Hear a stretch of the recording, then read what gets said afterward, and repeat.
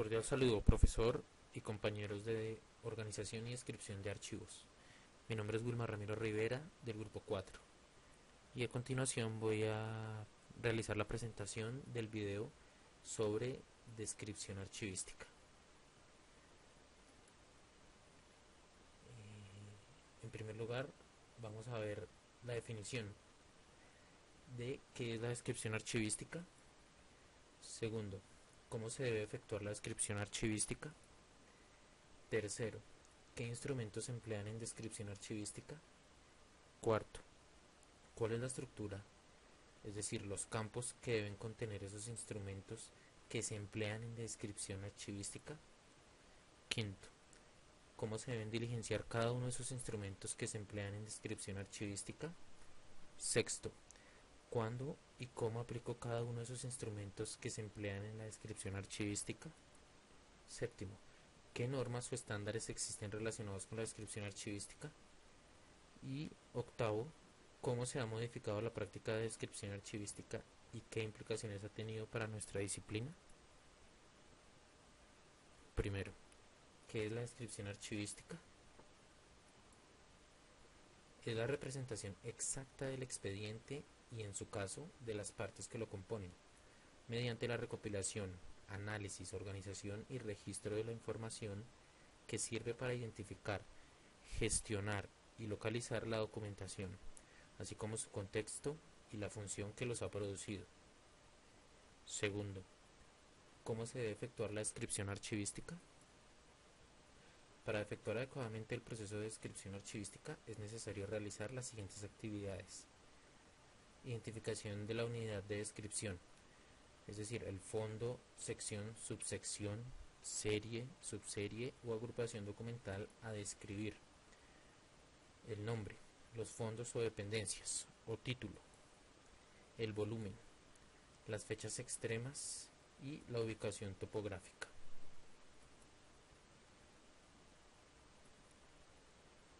También se debe realizar la verificación del estado general de organización y conservación documental, es decir, el estado de organización, clasificación, ordenación, foliación, sellado, reseña histórica institucional, nivel de descripción, condiciones de almacenamiento y reproducción en otros soportes.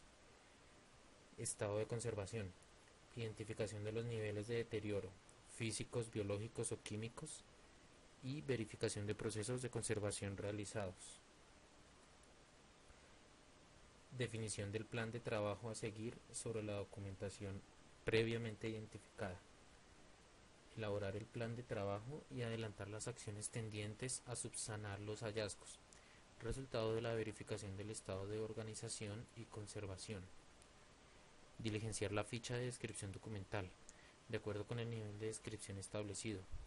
Fondo, sección, subsección, serie, subserie y unidad documental. Validación de la información y generación de instrumentos de descripción a través de medios tecnológicos. Divulgación de los instrumentos de descripción y acceso a la información. En la descripción archivística se utilizan los siguientes instrumentos. Censo. El censo es el instrumento en el que se identifica y se describen de manera general los archivos pertenecientes a un ámbito nacional y territorial, con el fin de dar a conocer datos básicos como la titularidad, dirección, fondos documentales, servicios, entre otros. Guía. Esta describe de manera general un archivo general territorial o institucional, la reseña histórica de su creación y evolución institucional, misión, funciones, objetivos, visión, alcance, servicios, ubicación física del edificio, así como su reseña histórica, contenido, series o asuntos, fechas extremas, clase de soporte, volumen, temas de posible investigación de cada uno de los fondos que lo conforman, entre otros. El inventario. Este es quizás el instrumento de descripción archivística más utilizado. El inventario es el instrumento de control y de recuperación de información en el que se describe de manera exacta los datos de cada una de las unidades de conservación que conforman las series o asuntos de un fondo documental. Aquí vemos un ejemplo del formato único de inventario documental del Archivo General de la Nación. También tenemos el catálogo, que es el instrumento de consulta que describe de manera exhaustiva los documentos, expedientes, tomos, legajos, unidades documentales seleccionados de una serie o asunto o parte de ella que traten de un mismo asunto que por su valor histórico o demanda de consulta así lo amerite. Y los índices, que es una lista alfabética o numérica de términos onomásticos, toponímicos, cronológicos y temáticos, contenidos tanto en los propios documentos como en los instrumentos de descripción ya elaborados, y que reflejan el contenido de los documentos mediante palabras claves o descriptores en lenguaje controlado, según la temática de los fondos objeto de la descripción documental. Debe contener la referencia para su localización. Cuarto, ¿cuál es la estructura? Es decir, los campos que deben contener esos instrumentos que se emplean en la descripción archivística. La estructura de los instrumentos de descripción archivística debe contener los siguientes campos.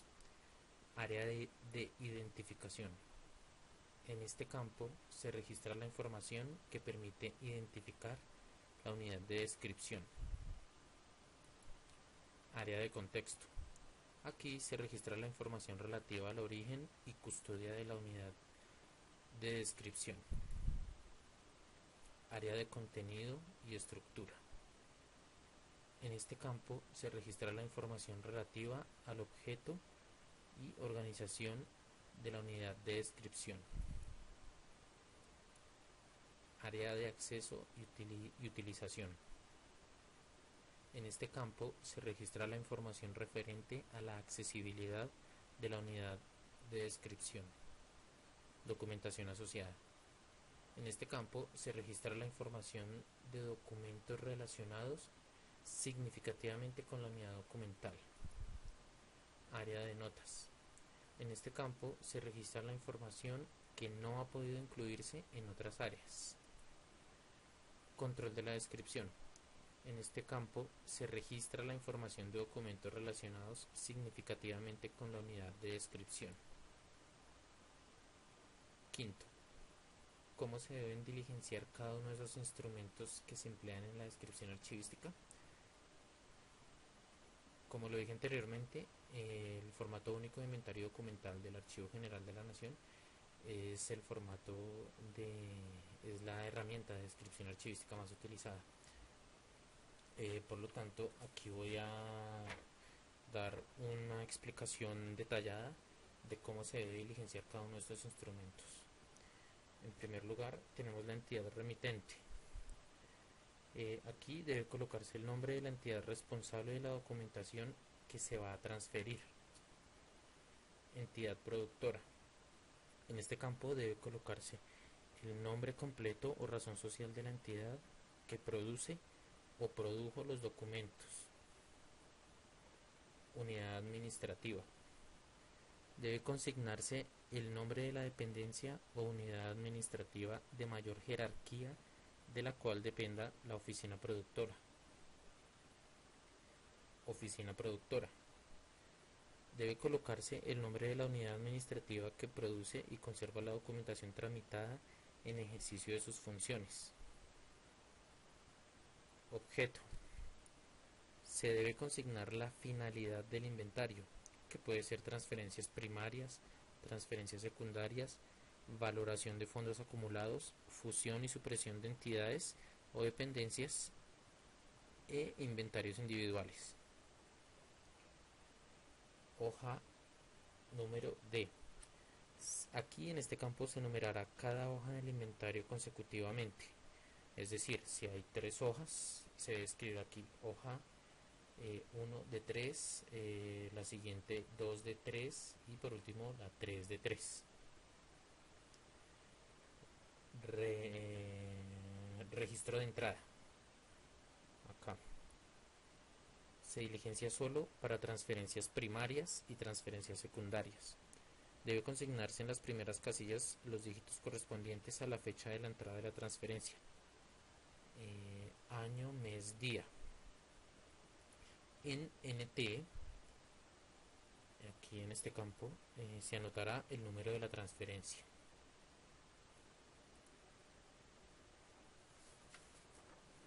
Ahora, número de orden en este campo.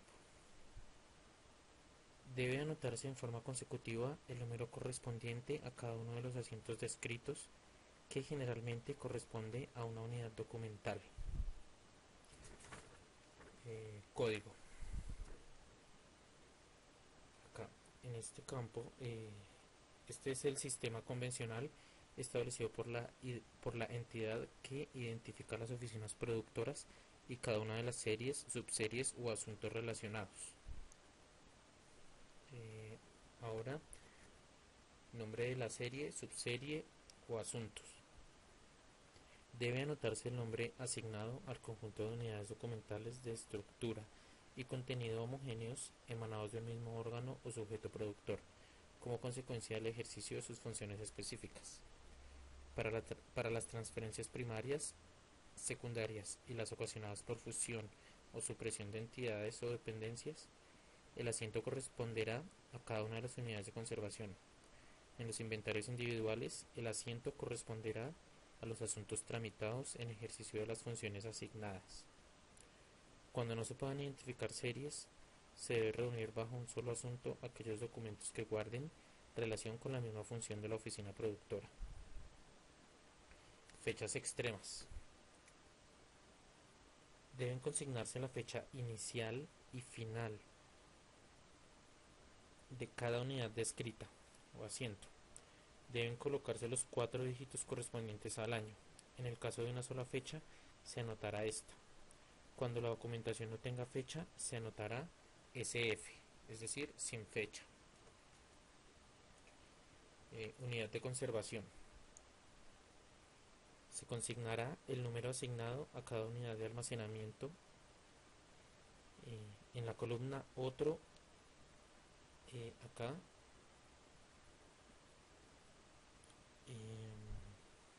se registrarán las unidades de conservación diferentes, describiendo el nombre en la parte de arriba y debajo la cantidad o el número correspondiente. Número de folios. Se anotará el número total de folios contenido en cada unidad de conservación descrita. Soporte. Se utilizará esta columna para anotar los soportes diferentes al papel, anexos a la documentación, como microfilms, videos, cassettes, soportes electrónicos, como CDs, disquetes o DVDs, etc. Frecuencia de consulta. Se debe citar si la documentación registra un alto, medio, bajo o ningún índice de consulta. Para tal efecto, se tendrán en cuenta los controles y registros de préstamo y consulta de la oficina responsable de dicha documentación. Esta columna se diligenciará especialmente para el inventario de fondos acumulados. Notas. Se consignarán los datos que sean relevantes y no se hayan registrado en las columnas anteriores para la documentación ordenada numéricamente, como actas, resoluciones, memorandos, circulares, entre otros.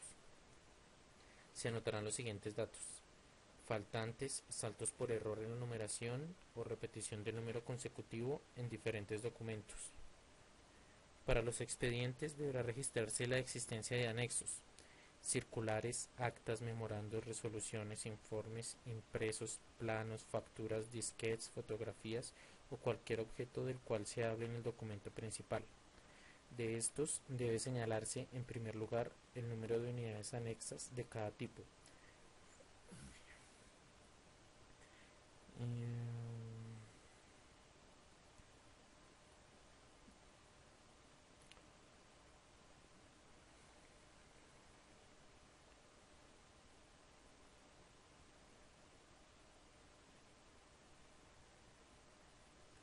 Por ejemplo, una hoja con 5 fotografías sueltas, Luego, el número consecutivo, si lo tiene, ciudad, fecha, asunto o tema de cada anexo.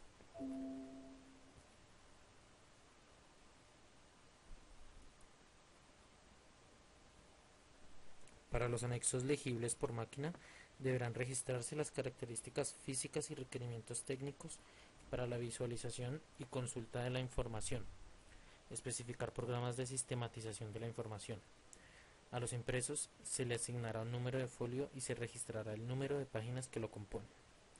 Asimismo, se anotará información sobre el estado de conservación de la documentación, especificando el tipo de deterioro físico, si tiene rasgaduras, mutilaciones, perforaciones, dobleces o faltantes, si es químico, como la oxidación de tintas, soporte débil o biológico, que puede ser el ataque de hongos, insectos o roedores.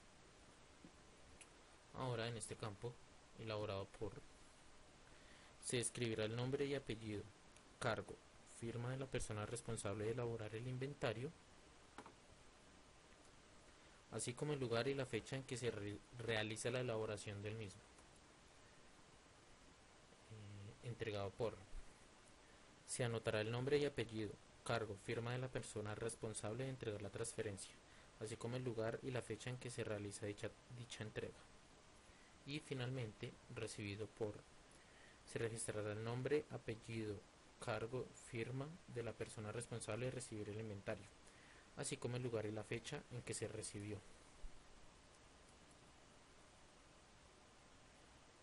Sexto, ¿cómo y cuándo aplico cada uno de esos instrumentos que se emplean en la descripción archivística?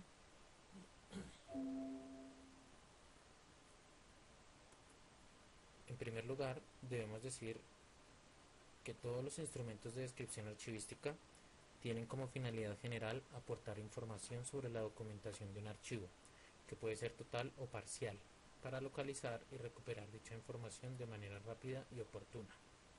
Ahora bien, siguiendo con el desarrollo de la pregunta, podemos decir que el censo informa acerca de un gran número de archivos de un país, región o tipología. Ofrece datos amplios sobre cada uno de los archivos que componen el censo, por lo tanto no es exhaustivo. La guía proporciona información sobre todos o parte de los fondos de uno o más archivos. Describe globalmente las grandes agrupaciones documentales. Esbozan la historia de los organismos productores y facilitan la información auxiliar acerca del archivo o archivos y los servicios disponibles. El inventario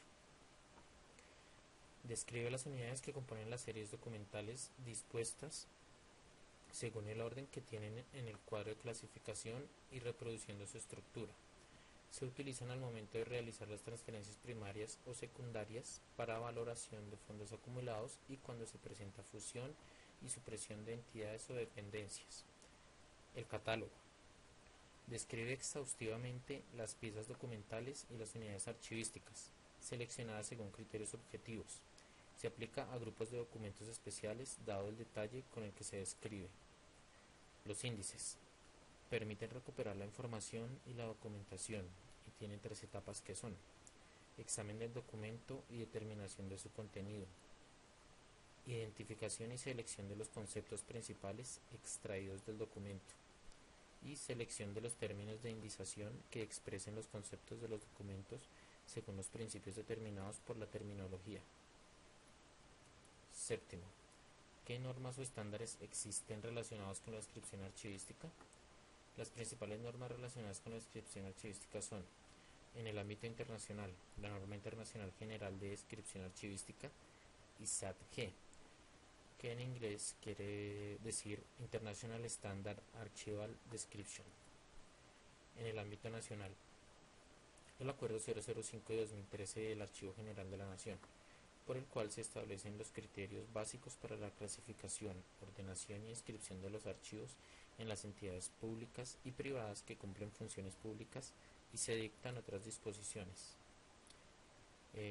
Octavo, ¿cómo se ha modificado la práctica de descripción archivística y qué implicaciones ha tenido para nuestra disciplina?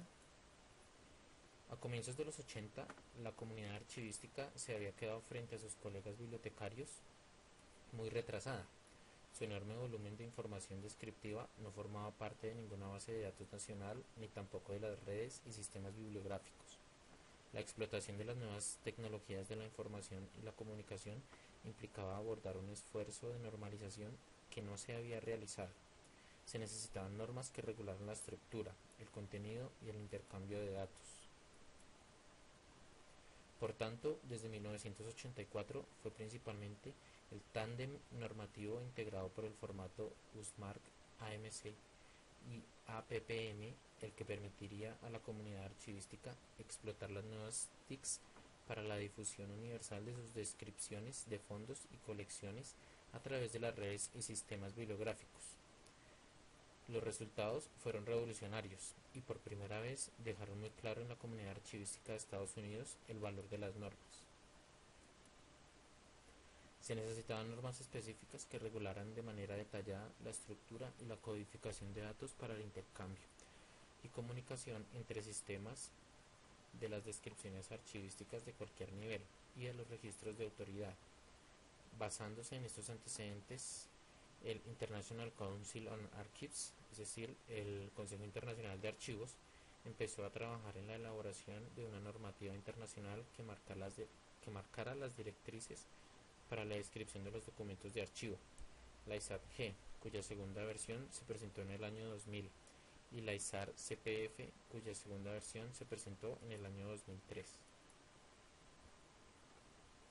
La norma ISAT-G se concibe como una guía general para la elaboración de descripciones archivísticas.